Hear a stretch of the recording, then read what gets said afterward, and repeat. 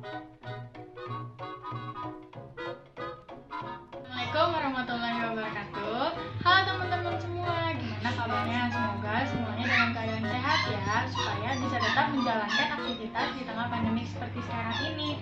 Perkenalkan, nama saya Rizky Aisyah. Saya mahasiswa kebidanan dari Poltekkes Kemenkes Jakarta 3. Pada kesempatan kali ini, saya akan melakukan penyuluhan mengenai pentingnya ASI eksklusif. Tujuan pembuatan video penyuluhan kali ini dilakukan untuk memenuhi tugas dari mata kuliah gizi. Selain itu, diharapkan setelah teman-teman semua menonton video kali ini, wawasan teman-teman mengenai pentingnya ASI eksklusif pun bertambah, sehingga pemberian ASI eksklusif kepada bayi di Indonesia pun terus Nah, buat teman-teman semua yang belum tahu apa sih ASI eksklusif atau yang pengen tahu tentang ASI eksklusif lebih dalam lagi, langsung aja yuk disimak videonya.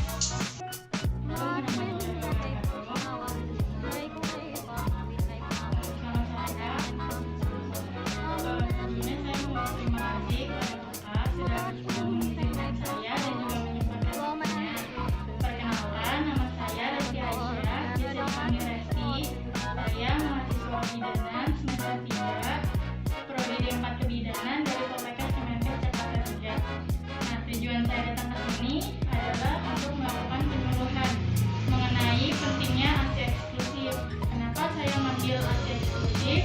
Karena ASI eksklusif ini dapat memberikan dampak luas bagi status gizi, kesehatan bayi dan juga balita. Nah, sebelum masuk ke materi, saya meminta kakak perkenalan diri dulu dengan cara menyebutkan nama, umur, dan juga pekerjaan.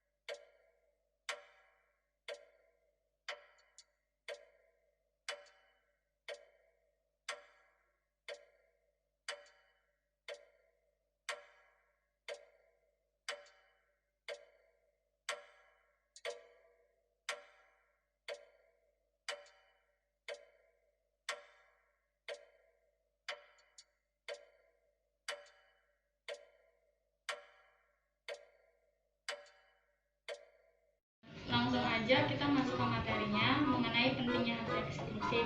Nah, di sini saya punya dua media. Yang pertama ada PPT, sama ada leaflet. Kakak boleh pegang. Nanti sambil saya ngejelasin materi, kakak bisa lihat-lihat di leaflet itu. Nah, sebelumnya saya mau tanya sama kakak. Kakak tahu apa sih yang dimaksud dari ASI eksklusif? Misalkan pernah dengar dari bidan waktu melahirkan atau dari tenaga kesehatan lainnya?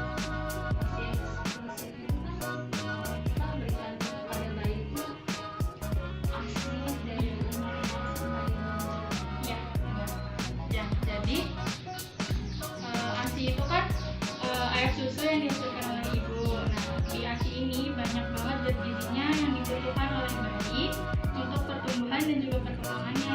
Nah, dikatakan ASI eksklusif tadi benar yang dikatakan sama kakak, jika bayi hanya diberikan ASI saja dari 0 sampai 6 bulan tanpa tambahan makanan dan juga cairan apapun kayak formula itu nggak boleh, air putih juga nggak boleh, air teh, terus papaya, bubur tip ataupun biskuit.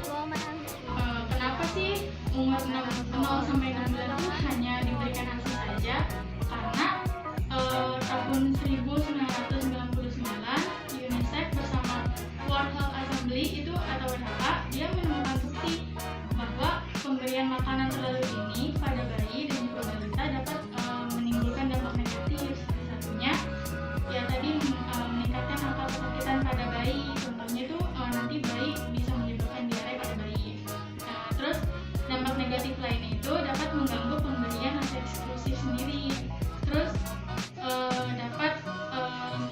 pertumbuhan juga perkembangan bayi.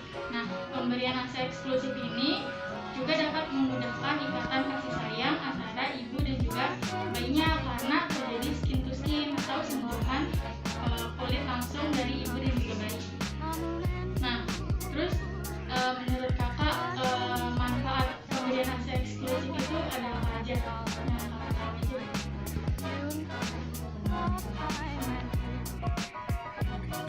Nutrisinya gitu ya. Jadi manfaat pemberian ASI eksklusif ini nggak cuma buat bayinya kak, tapi juga buat ibunya juga.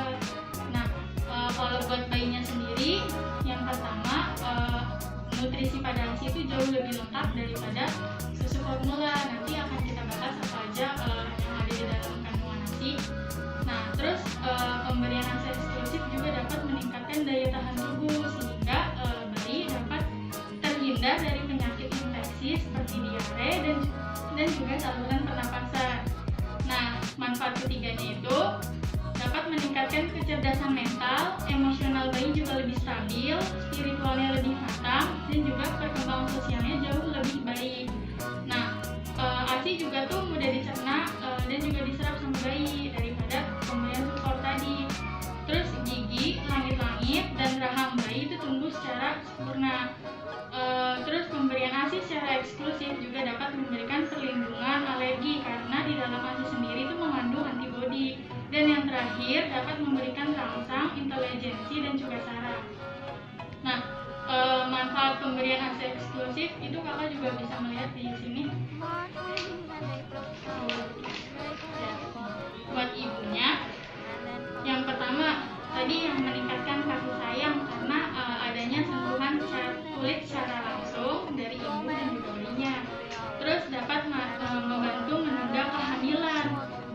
Kenapa? Karena hormon yang bekerja untuk laktasi itu dapat menekan ovulasi sehingga dapat menunda kesuburan.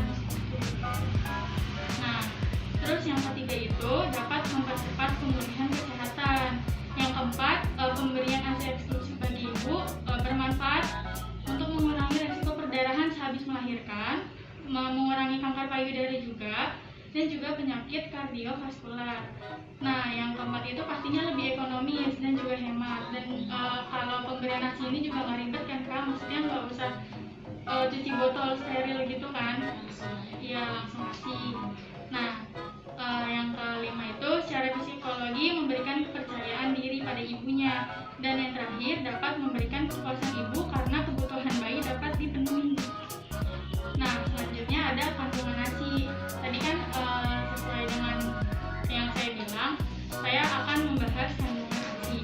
Nah, kandungan ASI ini tuh jauh lebih lengkap daripada kandungan pada susu formula. Yang pertama itu ada zat kekebalan tubuh. Nah, zat kekebalan tubuh itu biasa disebut dengan kolostrum. Dia itu keluar pada hari pertama sampai dengan hari ke-7. Nah, jadi kolostrum ini atau zat kekebalan tubuh ini berbentuk seperti cairan encer dan juga itu warnanya kekuningan. Dia itu fungsinya untuk zat antiinfeksi dan juga membersihkan pencernaan bayi dari zat sisa. Tapi sayangnya di masyarakat Indonesia sendiri kolostrum ini seringkali dibuang karena masyarakat Indonesia tuh menganggap bahwa kolostrum ini merupakan cairan kotor yang ada di dalam bayi. Jadi kakak waktu pertama ngelahirin, pertama nyusuin itu keluar nggak kak cairan kuning ya? Iya kan ada. Nah, itu namanya kolostrum atau zat kekebalan tubuh. Bagus banget untuk kekebalan tubuh bayi. Nah, yang kedua itu ada yang namanya ASI transisi atau ASI peralihan. Yaitu keluar di antara kolostrum dan juga ASI matang. Biasanya pada hari keempat atau hari ke-7 sampai dengan hari ke-14. Dia ini kandungannya lebih rendah protein, tapi lebih banyak lemak dan juga karbohidrat. Yang ketiga itu ada yang namanya ASI matang. Nah, ASI matang ini keluar pada hari ke-14 sampai seterusnya sampai nanti anak itu disapin. Nah, komposisi di ASI matang itu jauh lebih stabil daripada si kolostrum atau si ASI peralihan tadi. Nah, terus yang keempat ada yang namanya fore milk atau ASI pertama dan juga hind milk atau ASI seterusnya. Maksudnya ASI pertama itu ketika kakak nyusuin nih, nanti yang ASI yang pertama kali keluar dari payudara itu namanya fore milk. Dia itu fungsinya untuk menghilangkan rasa haus pada bayi. Nah, kalau si hind milk itu dia keluar ketika proses menyusui hampir selesai. Biasanya dia mengandung 4-5 kali lebih banyak lemak. Makanya fungsinya itu yang membuat rasa kenyang pada bayi. Makanya disuruhnya kan menyusui sampai payudara terasa kosong, karena tadi kandungan ASI yang keluar pertama dengan yang hampir selesai itu beda-beda gitu. Nah, terus yang kelima itu ada yang namanya lemak ASI. Nah, lemak ASI ini mudah dicerna dan juga diserap karena mengandung enzim lipase untuk mencerna lemak. Nah, kalau di susu sapi dia itu nggak ada enzim lipasenya, makanya susah dicerna sama bayi. Makanya susu sapi itu jauh susah dicerna daripada si ASI tadi buat bayi. Terus di lemak ASI ini mengandung omega 3, omega 6, DHA dan juga asam arhidonat untuk pertumbuhan otak. Sedangkan kandungan omega 3, 6, DHA dan asam arhidonat pada susu sapi itu jauh lebih sedikit daripada di ASI tadi.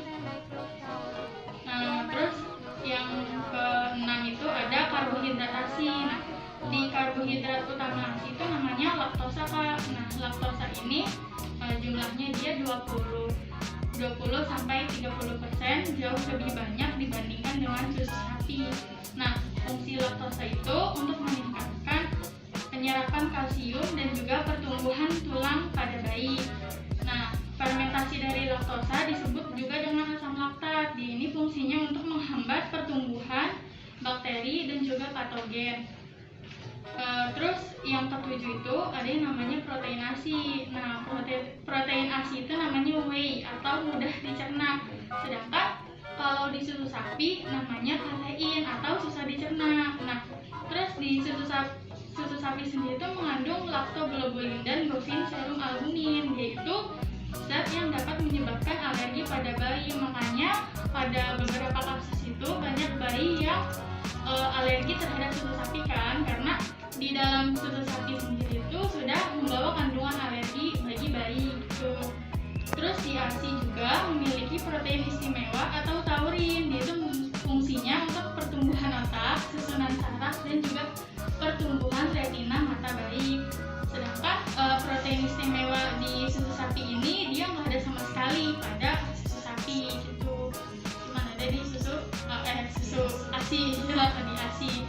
Nah, makanya tadi kan udah tahu kandungan ASI itu lebih lengkap dan juga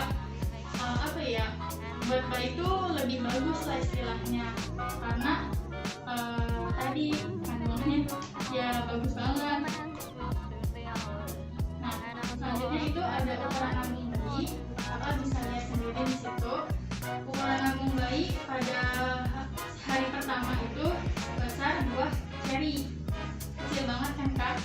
Sedangkan kalau misalkan di hari ketiga sebesar biji kemiri. Terus kalau misalkan usia 1 minggu sebesar buah aprikot, dan kalau misalkan 1 bulan sebesar 1 butir telur.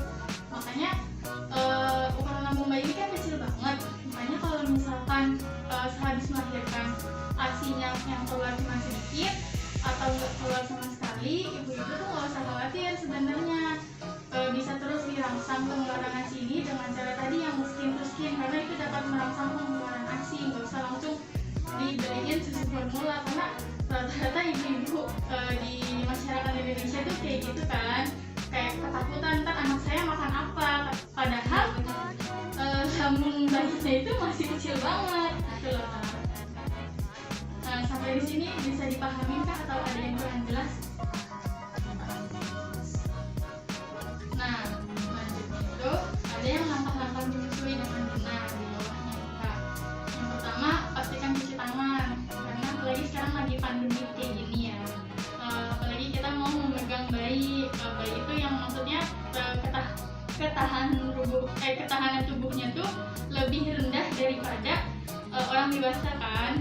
Cuci tangan menggunakan sabun dengan air bersih yang mengalir.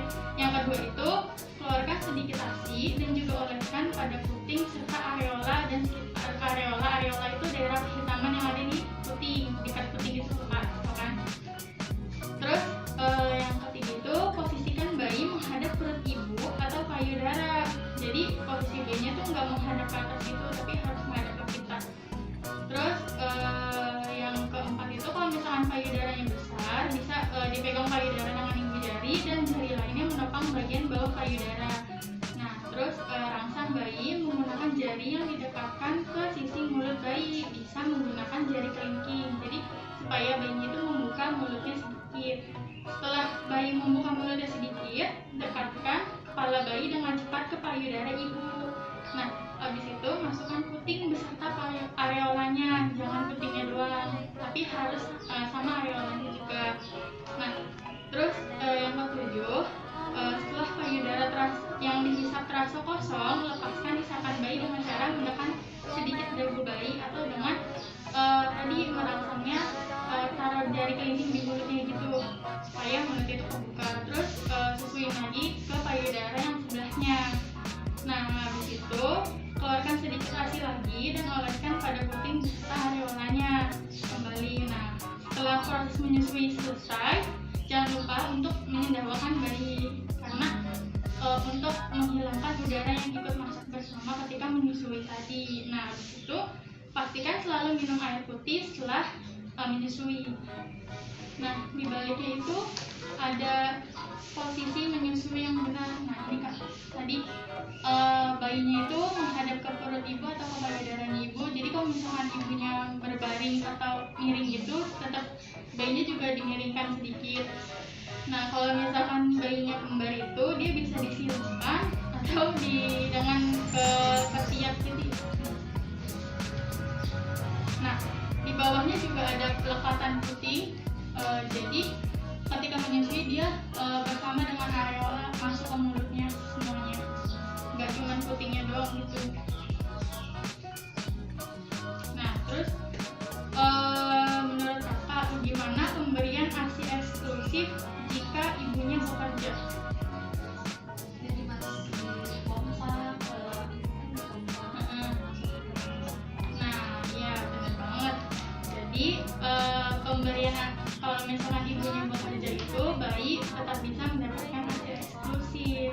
Nah, ini tuh ada beberapa tips pemberian ASI eksklusif pada ibu bekerja menurut Kemenkes. Yang pertama, ibunya tuh dapat mengatur pemberian ASI. Misalkan sebelum ibunya berangkat kerja, ibunya sempat memberikan susu secara langsung pada bayi, atau setelah pulang bekerja, ibunya tetap memberi susu secara langsung tanpa botol buka. Nah, yang kedua, kalau misalkan di kantor, ibu tuh dapat mengatur waktu memerah ASI dan menyimpannya sesuai dengan teknik penyimpanan yang tepat. Jadi kalau misalkan di kantor payudara ibu terasa penuh, itu berarti tandanya sudah waktunya untuk dipompa. Jadi ibu bisa beristirahat sebentar untuk memompa susu tadi. Nah, yang ketiga, pastikan ibunya juga beristirahat yang cukup dan juga mengonsumsi makanan yang bergizi untuk menjaga kualitas dan juga kuantitasnya ASI. Nah, langkah-langkah pemerahan ASI dengan tangan, yang pertama tadi pasti cuci tangan lagi kan. Yang kedua, kompres payudara dengan air hangat selama 15 menit. Nah, sehabis mengompres ini, lakukan pemijatan ringan dengan santai, jangan dipijitnya keras-keras gitu. Terus yang selanjutnya itu, tempatkan tangan pada salah satu payudara, tepatnya pada tepi areola atau daerah kehitaman di sekitar puting susu. Jadi nanti tangannya taruh di payudara, nanti ibu jari sama jari telunjuk itu letakkan di puting, tapi dia punya perlawanan jadi kayak huruf C gitu. Nah, tekan tangan ke arah dada, lalu tekan ibu jari secara bersama. Jadi kalau misal tangan sudah menekan payudara, nanti si ibu jari sama jari telunjuk ini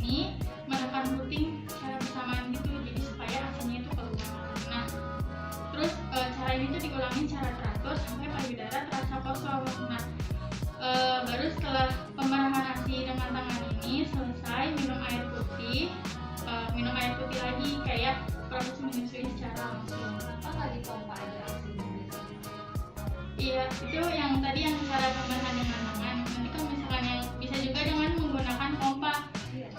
Nah, kalau misalkan dengan pompa yang tadi, nah kalau yang dengan pompa itu sama dengan cuci tangan lagi. Terus yang kedua itu pastikan gunakan pompa asi yang berbentuk seperti piston gitu kak. Jangan yang seperti yang apa sih bohlam atau yang trompet. Ya nggak, trompet itu nggak boleh. Itu bukannya nggak boleh, tapi dia lebih susah dibersihkan. Jadi yang disarankan itu yang berbentuk seperti piston kayak gini, maksudnya kelihatan. Yang berbentuk kayak gini nih, apa sih namanya tutupnya dia? Tapi kalau gimana? Iya, iya. Jadi ini kan kayak agak suntikan gitu nih sininya. Kayaknya kalau sakit saya kurang tahu juga. Iya. Jadi disarankan itu yang menggunakan seperti piston atau suntikan karena bagian pompa buat pompa asinya itu dia mudah dibersihkan dan juga disterilkan daripada yang kayak trompet itu. Nah, pasti setelah memerah asi dia minum air putih lagi kan ibunya.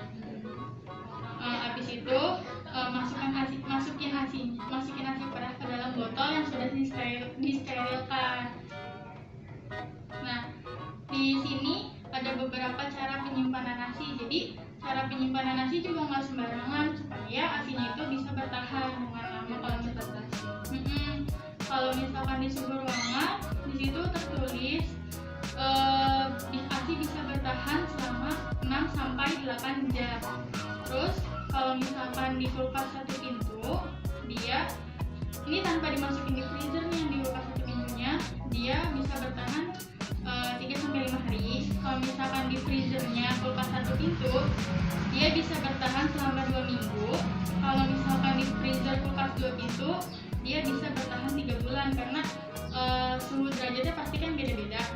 Terus kalau misalkan di deep freezer atau yang khusus freezer itu dia bisa bertahan setengah tahun sampai 1 tahun gitu kak. Oke kak. Terus kalau misalkan udah memerah asi, ngasih asinya juga nggak sembarangan. Ada takarannya gitu sesuai dengan umurnya, kan menyesuaikan dengan ukuran lambung bayi tadi yang sudah dijelaskan di awal. Kalau misalkan 1 hari ukuran lambung bayi tadi kan masih sebesar buah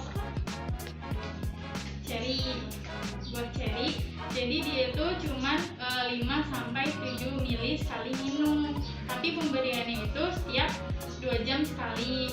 Terus kalau misalkan umur 3 hari 22 sampai 27 ml, 22 sampai 27 ml.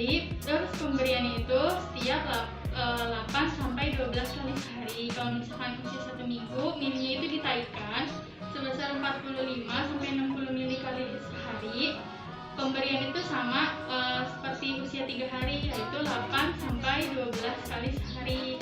Dan kalau misalkan usia 1 bulan, yaitu 80 sampai 150 ml sekali diberikan sama 8 sampai 12 kali sehari, atau 1,5 jam sampai 2 jam sekali pada siang hari, dan kalau malam hari itu setiap 3 jam sekali. Tapi kalau 1 bulan ini, kalau 1 bulan ya lebih naik lagi karena menyesuaikan kebutuhan si bayinya tadi. Pasti kan kebutuhan bayi itu meningkat ya pas sesuai dengan umurnya. Nah kalau misalkan udah 6 bulan lebih, pastinya nggak cuma cukup asi doang, harus diberi makanan pendamping asi. Oke kak, sekian materinya. Udah.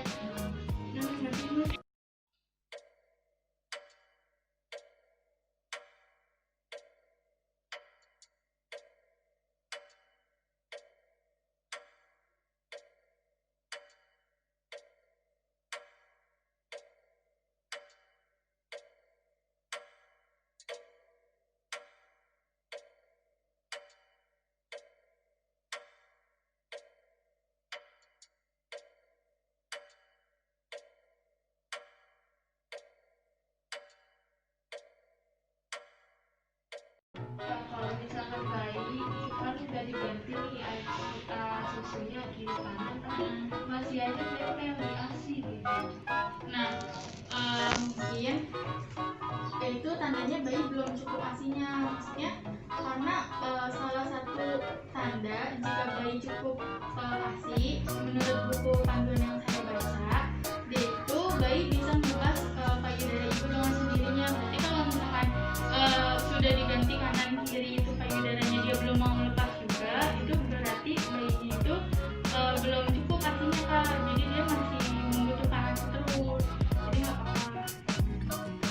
Berarti nanti kakak ditambah maksudnya makanannya sama istirahatnya itu lebih kayak ke makanan yang bergizi atau istirahat yang cukup supaya kualitas sama kuantitas asinya itu lebih banyak dan supaya bisa memenuhi si dede bayinya tadi.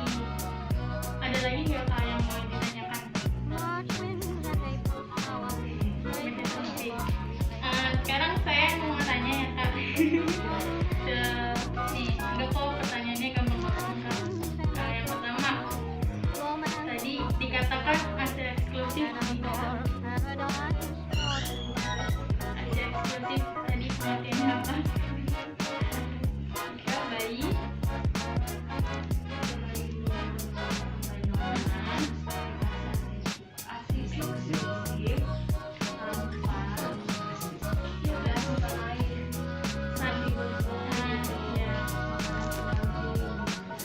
nah iya benar. Tadi dikatakan ada eksklusif tadi benar apa kata kakak, jika si bayi itu hanya menerima asi saja tanpa tambahan makanan apapun. Nah benar jawabannya. Terus pertanyaan yang kedua, salah satu manfaat pemberian asi eksklusif. Kalau bayinya itu bisa Nutrisinya bagus, terus satu lagi kak, tadi terjadinya bayinya masih sayang sama ibu. ya tadi yang kakak sebutkan itu benar, terjalinnya kasih sayang antara ibu dan anak, terus nutrisi asi juga lebih lengkap dibandingkan dengan susu formula. Nah terus yang terakhir, kalau misalkan penyimpanan asi di dalam freezer yang khusus freezer atau deep freezer yang freezer doang gitu kak, itu kira-kira penyimpanannya berapa lama? Nah tip betul banget. Oke kak, terima kasih, itu saja mungkin evaluasi dari saya. Semoga ilmunya bermanfaat. Ya kurang lebih mohon maaf kalau misalkan saya masih salah-salah ngomong atau terlalu kecepatan. Terima kasih atas waktunya. Sekian ya kak. Assalamualaikum warahmatullahi wabarakatuh.